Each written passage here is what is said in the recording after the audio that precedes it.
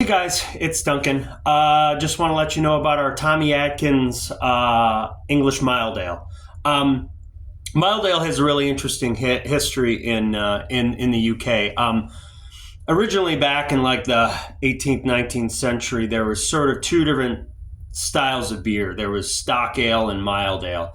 Now they're both relatively strong. So some of them can be lighter, some of them could be darker, but the mild ales were beers that were only aged for maybe a couple of weeks before serving, um, and everything then was served and aged in wood as well. So that kind of affected the flavor of the beer. And stock ales were aged for a very long time, 6 months, 9 months, a year, maybe even more.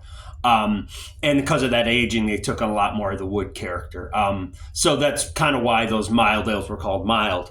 Now, as laws changed in Britain and a number of other factors, mild ale went down in gravity or alcohol quite a bit, like a lot of beers, but especially this guy. So by the time of the end of the 19th, beginning of the 20th century, the World Wars, mild ale was much, much lower in alcohol.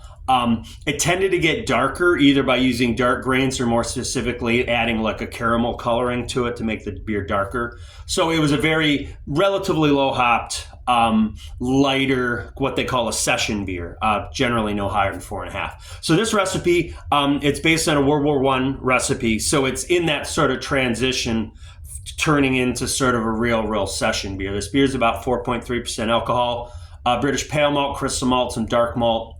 We use some invert sugar, which is a processed sugar, which was really common back in the day, and some British brewers still use it.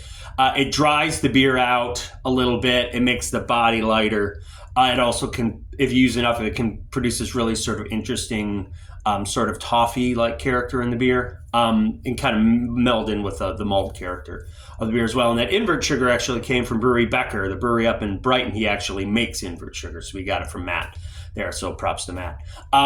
Anyway, so we do serve it on nitro as well, so it's got a lot of nice malt character, again, especially from that invert sugar. It's fermented with our house English ale yeast, so it has that sort of nice orchard fruit you might get in some of our other beers.